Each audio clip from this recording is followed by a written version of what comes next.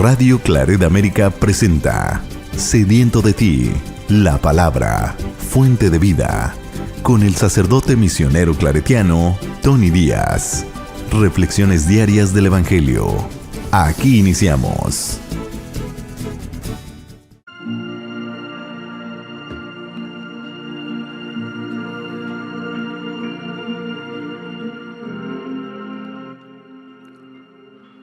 Bienvenidos hermanos a nuestras reflexiones bíblicas de las lecturas del día. Hoy es martes de la primera semana de Cuaresma. La primera lectura de hoy viene del profeta Isaías, capítulo 55, versículos 10 y 11. Esto dice el Señor: como bajan del cielo la lluvia y la nieve, y no vuelven allá, sino después de empapar la tierra, de fecundarla y hacerla germinar, a fin de que dé semilla para sembrar y para comer, así será la palabra que sale de mi boca. No volverá a mí sin resultado, sino que hará mi voluntad y cumplirá su misión. Palabra de Dios. El salmo responsorial es el Salmo 33 y el responsorio es: el Señor libra al justo de todas sus angustias. El Señor libra al justo de todas sus angustias. Proclamemos la grandeza del Señor y alabemos todos juntos su poder. Cuando acudí al Señor, me hizo caso y me libró de todos mis temores. Confía en el Señor y saltarás de gusto. Jamás te sentirás decepcionado. Porque el Señor escucha el clamor de los pobres y los libra de todas sus angustias. Los ojos del Señor cuidan al justo, y a su clamor están atentos sus oídos. Contra el malvado, en cambio, está el Señor, para borrar de la tierra su recuerdo. Escucha el Señor al hombre justo, y lo libra de todas sus congojas. El Señor no está lejos de sus fieles, y levanta a las almas abatidas. El Señor libra al justo de todas sus angustias. El Evangelio de hoy viene de Mateos capítulo 6, versículos 7 al 15. En aquel tiempo Jesús dijo a sus discípulos: cuando ustedes hagan oración, no hablen mucho, como los paganos, que se imaginan que a fuerza de mucho hablar serán escuchados. No los imiten, porque el Padre sabe lo que les hace falta antes de que se lo pidan. Ustedes, pues, oren así: Padre nuestro, que estás en el cielo, santificado sea tu nombre. Venga tu reino, hágase tu voluntad en la tierra como en el cielo. Danos hoy nuestro pan de cada día. Perdona nuestras ofensas, como también nosotros perdonamos a los que nos ofenden. No nos dejes caer en tentación, y líbranos del mal. Si ustedes perdonan las faltas a los hombres, también a ustedes los perdonará el Padre Celestial. Pero si ustedes no perdonan a los hombres, tampoco el Padre les perdonará a ustedes sus faltas. Palabra del Señor. Muy bien, damos comienzo a nuestra reflexión de las lecturas de hoy. Continuamos en la temporada cuaresmal. Tanto Dios como la Iglesia nos invita para entrar en este tiempo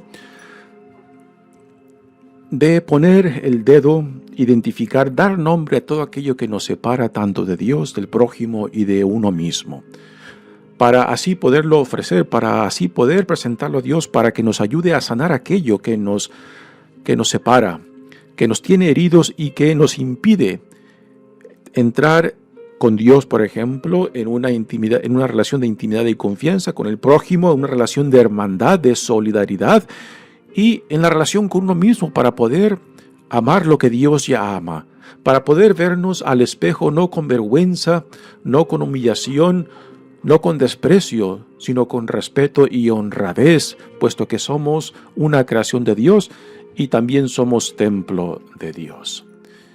Y el mandato de Jesús de que amemos al prójimo como a uno mismo simplemente no puede ser posible si no hay un amor genuino, un respeto, una cierta dignidad íntegra en nosotros, que después extendamos hacia el prójimo. En esta primera lectura de hoy viene del profeta Isaías, es de la parte final de lo que se le llama comúnmente el segundo libro de Isaías. Tal como lo encontramos en el Antiguo Testamento, es un solo libro, pero los comentaristas de este bello libro del profeta Isaías han encontrado por lo menos 3 divisiones, y este versículo 55 es la parte última de lo que se le llama el segundo libro de Isaías, también conocido como el libro de la consolación, porque muchos de los temas que resaltan en esta segunda parte de Isaías tienen que ver con el consuelo de Dios, de su pueblo que se encuentra en el exilio en Babilonia. Y aquí Isaías les habla muy tiernamente, con una actitud muy consoladora para que el pueblo de Dios que se encuentra en el exilio no pierda la esperanza, no desespere, para que no se suelte de la mano de Dios. Y aquí en estas palabras de la primera lectura, Dios, por medio del profeta Isaías, le dice a su pueblo que su palabra, la palabra de Dios como la lluvia del cielo, pues no regresará a él, sino antes dar fruto, producir fruto en su pueblo. Y hay que apreciar la imagen que nos da de la naturaleza aquí, de la lluvia, de la tierra, de los frutos que producen, para poder apreciar el mensaje que Dios le da a su pueblo que se encuentra en el exilio por medio de este profeta Isaías. Dice: esto dice el Señor: como bajan del cielo la lluvia y la nieve, y no vuelven allá, sino después de empapar la tierra, de fecundarla y hacerla germinar, a fin de que dé semilla para sembrar y para comer, así será la palabra que sale de mi boca. Dios le recuerda al pueblo de Israel que su palabra es poder, su palabra es eficaz, su palabra tiene la capacidad de transformar y de crear nueva vida, aun cuando para nosotros a veces se nos hace imposible percibir posibilidades o nueva vida en lo que a nuestros ojos, a nuestra experiencia parece muerto, particularmente la cuestión de la esperanza, cuando realmente hemos desesperado, cuando hemos ya tirado la toalla, decir: no hay Dios, de esta no nos salvamos, ¿no? Aquí el profeta Isaías le recuerda al pueblo de Dios que Dios está atento a su pueblo, aquellos que permanecen fiel a la alianza. Pero estas promesas de Dios no son como palabras mágicas. Lo que se tiene que entender claramente detrás de estas palabras de Dios por medio del profeta Isaías es de que Dios constantemente nos llama a la reconciliación tanto con Él como entre nosotros. Nos llama también a la fidelidad, a la obediencia, y no obediencia simplemente a rajatablas de un Dios que busca oprimirnos. La obediencia tiene que ver con una identificación con la voluntad de Dios, y cuando uno se identifica con esa voluntad, con esa visión, tanto de quién es Dios y quiénes somos nosotros a los ojos de Dios, entonces la obediencia no es una opresión, es un entender cuál es tanto mi relación con este Dios que en amor me crea, en amor me sostiene, en amor me llama, como también la vida a la cual somos llamados. Y cuando uno se identifica con esto, pues la obediencia no es algo impuesto, no es una opresión, es una forma de vida. Y esta es la obediencia, esta es la fidelidad a la cual Dios llama a su pueblo, aún estando en el exilio. Así que parte de este capítulo 55 se repite constantemente estas palabras de Dios a su pueblo, que regresen a la fidelidad, que regresen a la alianza que habían hecho antes, que regresen a la intimidad y confianza con su Dios aún en medio del sufrimiento, y que la palabra de Dios producirá su fruto, será efectiva siempre y cuando nosotros estemos identificados con su voluntad. La lectura termina con las palabras: no volverá a mí sin resultado, sino que hará mi voluntad y cumplirá su misión. Así que la palabra de Dios, la gracia de Dios, el Espíritu de Dios, nos dice Isaías, es efectiva siempre y cuando nosotros estemos identificados con la voluntad de Dios, estemos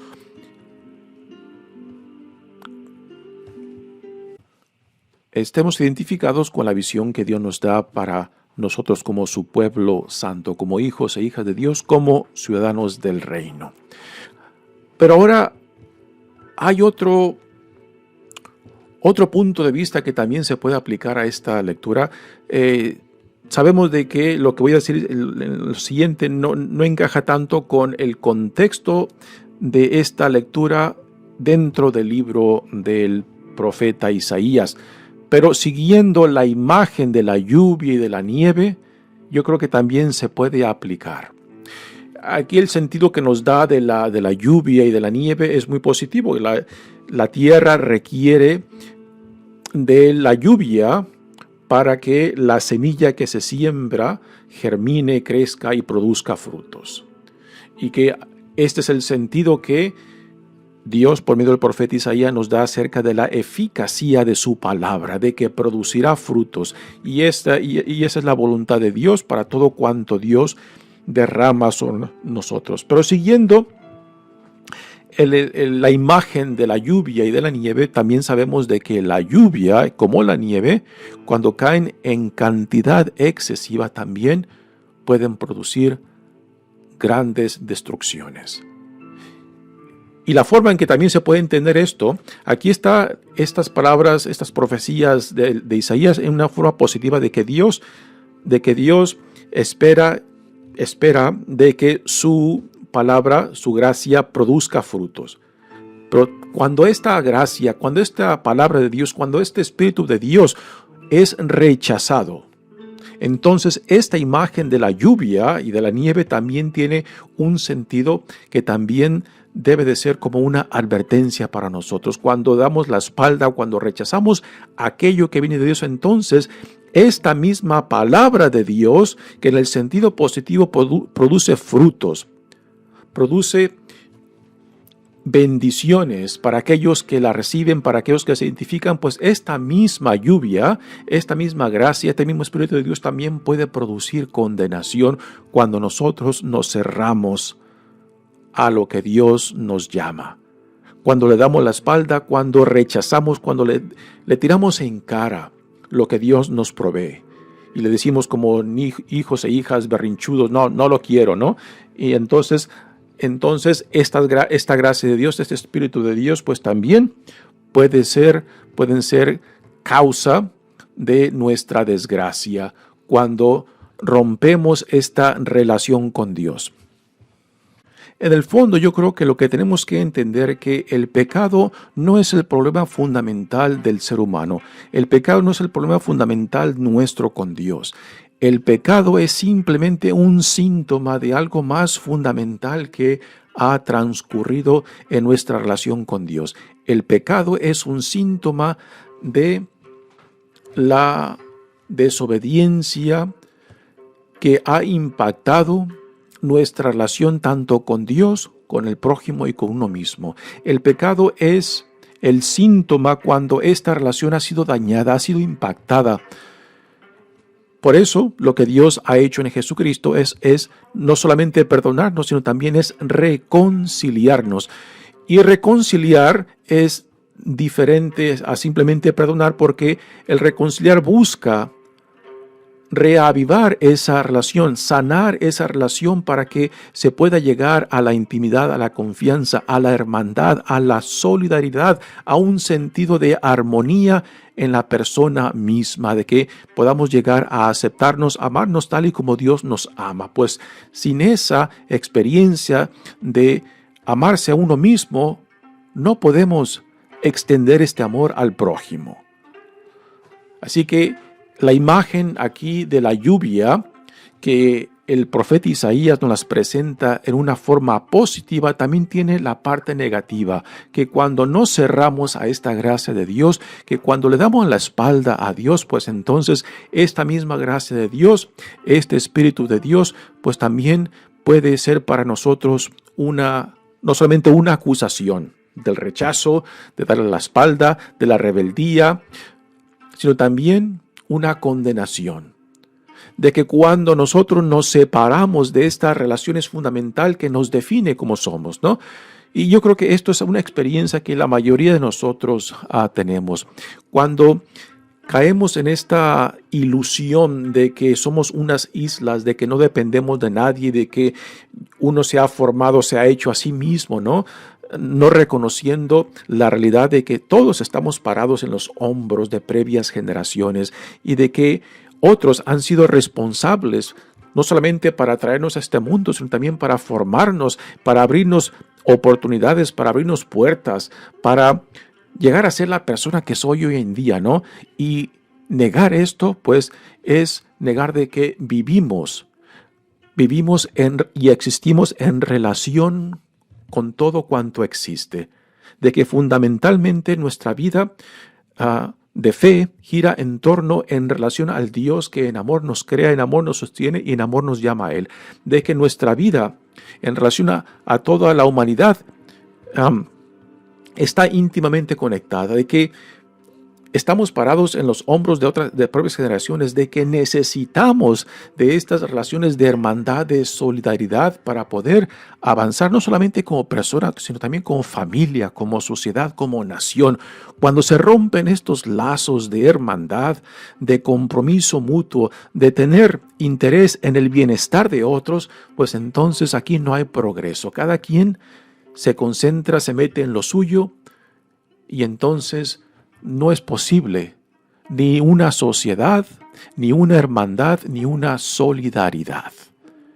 Así que cuando uno se cierra a esta gracia utilizando la imagen de la lluvia, pues también nosotros vamos creando nuestra propia desgracia, vamos creando nuestra propia destrucción, porque fomentamos la división, el antagonismo, la separación tanto con Dios, con el prójimo y con uno mismo, ¿no? Así que esta imagen de la lluvia también tiene el lado negativo que también debe de recordarnos que cuando nos cerramos a esta lluvia que representa la gracia, el Espíritu, el amor de Dios, pues así como la lluvia cuando cae en gran abundancia destruye y crea caos entre nosotros cuando tenemos, por ejemplo, una tormenta, ¿no?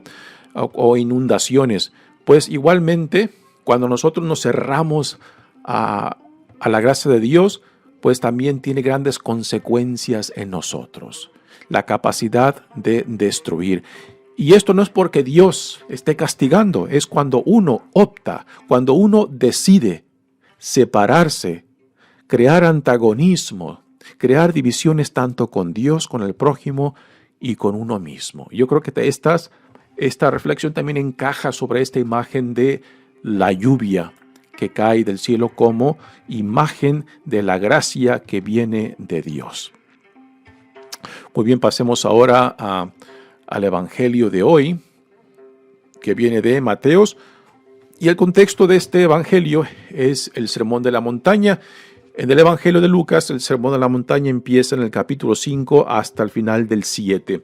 Y es aquí donde tenemos, en cierta manera, el corazón del Evangelio de Mateo, donde Jesús, en esta forma concentrada del Sermón de la Montaña, pues pone los temas centrales del reino y de lo que significa ser ciudadano de este reino. Y aquí Jesús, después de las bienaventuranzas, les da a sus discípulos esta enseñanza sobre cómo orar. Y porque la oración es parte de esta experiencia de la temporada cuaresmal, pues aquí se nos ofrece no una fórmula. Tristemente yo creo que hemos convertido la oración del Padre Nuestro en una fórmula que recitamos a veces muy inconscientemente, ya casi ni siquiera saboreando las palabras, las imágenes que nos provee esta bella oración, ¿no? Y en realidad la oración del Padre Nuestro no es para recitarla, porque no es una fórmula, es una oración que nos ayuda a fomentar ciertas actitudes y relaciones con Dios, con el prójimo y con el mundo donde Dios nos ha plantado, ¿no?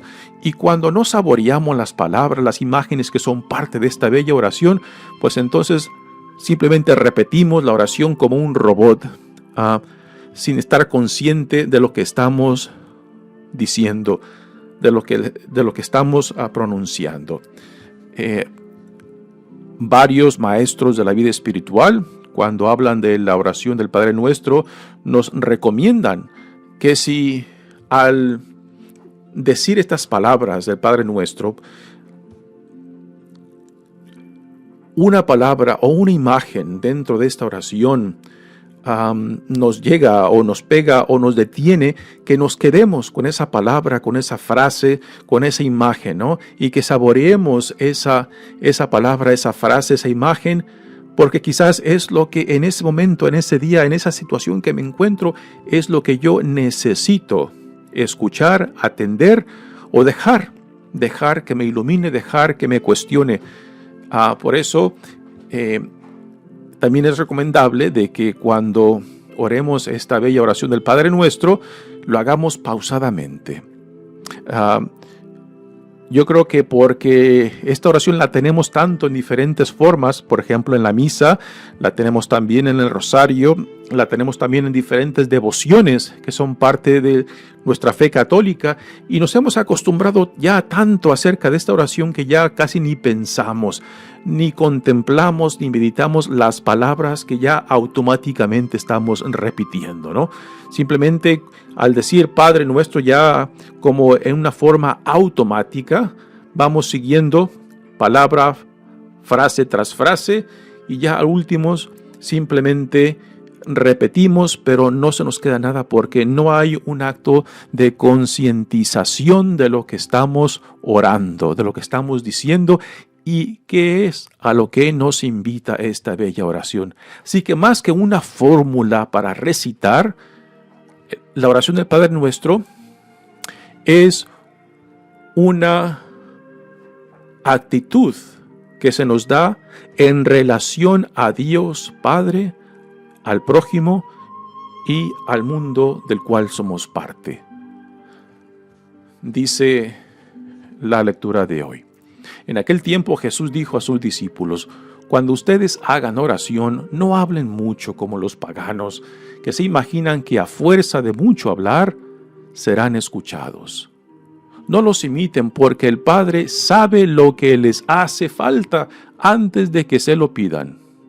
Bueno, si Dios ya sabe lo que nos hace falta, la pregunta más lógica es: ¿para qué orar?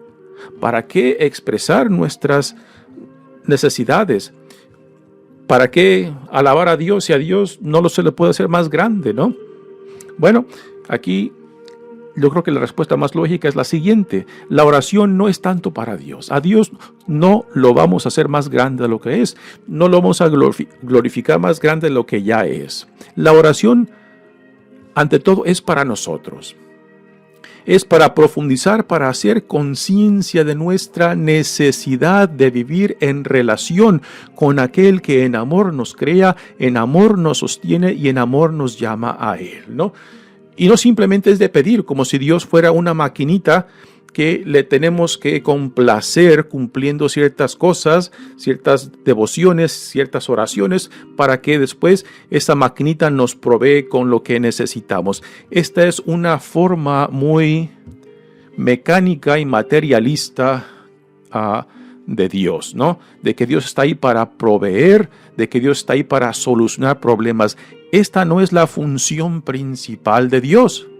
No es simplemente resolver problemas. No es simplemente darnos lo que le pedimos. La función de Dios es la relación. Y interesante que Jesús aquí nos los presenta tanto en esta oración como en su propia vida como a Dios nos presenta como Padre, ¿no? Ahora, quizás para algunos esta imagen de Dios como Padre pueda ser muy difícil, ¿no? Si tú has tenido una experiencia con tu Padre natural difícil, pues llamarle a Dios Padre quizás va a ser un reto muy grande hasta que tú no logres sanar esa experiencia de relación difícil con tu Padre. Nuestra primera experiencia con esta palabra Padre la tenemos en la familia. Y repito, si hemos tenido una experiencia difícil con nuestros padres, pues se nos va a dificultar.